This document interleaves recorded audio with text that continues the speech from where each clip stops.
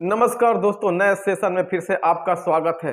चीन जितनी बड़ी महाशक्ति बनने का सपना देखता है या बनना चाहता है, जिसके मन से बहुत बड़े हैं, लेकिन उसकी हरकतें वास्तव में बहुत छोटी और बहुत ही क्षुद्र हैं। हाल ही में उसने फिलीपींस में एक ऐसी घटना कर दी कि फिलीपींस जैसा पिद्दी सा देश ने भी कहा कि अपने राजनयिकों को यहाँ से निकाल के हटाओ, यहाँ से हमारे देश में तुम्हारे कोई भी राजनयिक, कोई भी उच्चायुक्त नहीं रहेंगे। हाल ही में फिलीपींस ने यह आरोप लगाया कि चीन अपने लोगों के द्वारा, राजनयिकों के द्वारा फिलीपींस के राजनयिकों के फोन टैपिंग के काम कर रहा है। और ये घटना और ये आरोप किसी छोटे मोटे व्यक्ति ने नहीं, बल्कि वहां के एनएसए राष्ट्रीय सुरक्षा सलाहकार प्रमुख ने लगाए हैं। अब आप जरा इंटरनेशनल पॉलिटिक्स पे गौर करिए।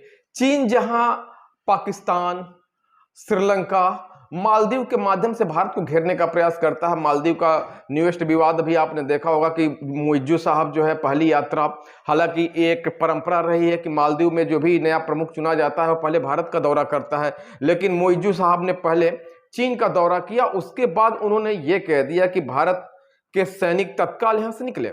ऐसा नहीं था कि भारत ने जो है अपने सैनिकों को मालदीव में किसी कारणवश वहां रोके रखा था, बल्कि भारत ने वहां 2 डोर्नियर विमान और हेलीकॉप्टर दिए थे उसके रख रखा और उसके प्रशिक्षण के लिए मालदीव में अपने सैनिकों को रखा था।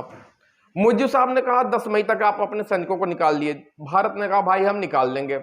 लेकिन उसके बाद नरेंद्र मोदी साहब ने एक छोटा सा दौरा लक्षद्वीप का क्या किया कि मालदीव की पेट में मरोड़ उठने शुरू हो गए और वो मालदीव शरणागत हो गया।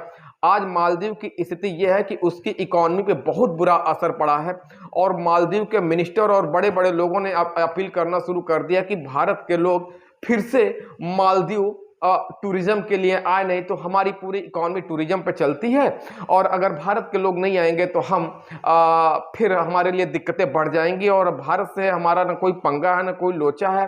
वो एक इंसिडेंट था, उसको एक इंसिडेंट मान के भूल जाना चाहिए। अब जरा पॉलिटिक्स का दूसरा चेहरा देखते हैं।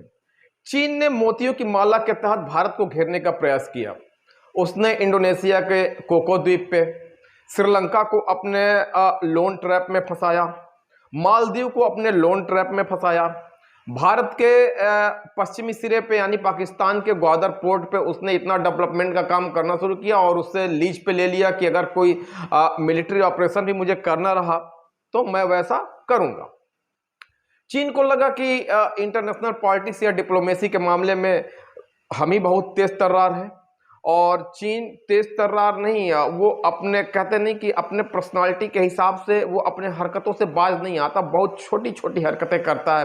फोन टैपिंग करना, जासूसी करना या फिर किसी देश के जो करीबी देश हैं उनके एरियाज को अपना एरिया बना लेना, उस पर कब्जा करने का प्रयास करना, मतलब कोई एक विश्वसनीयता चीन के नहीं है। लेकिन भारत ने बड़े ही सम्मानजनक तरीके से, जहां चीन ने पाकिस्तान के ग्वादर पोर्ट को अपनाया, भारत ने ईरान के चाबहार पोर्ट को अपना लिया। चाबहार पोर्ट का विकास करने की पूरी जिम्मेदारी वहां उसने ले लिया।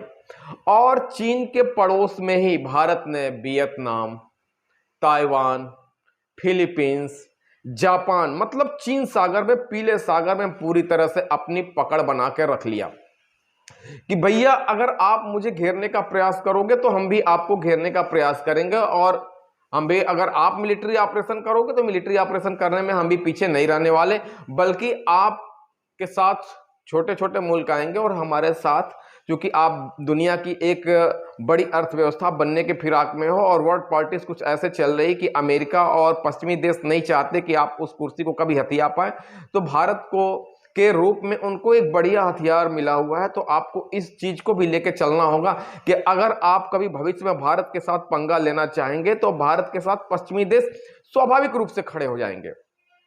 और रही बात रूस की, तो रूस भारत का परंपरागत मित्र है और अगर कभी ऐसी कोई बात आती है चीन और भारत के बीच में डायरेक्ट एक्शन की बात आती है, तो रूस कभी भी या तो भारत का साथ देगा, नहीं तो चीन का साथ वो कभी नहीं देगा।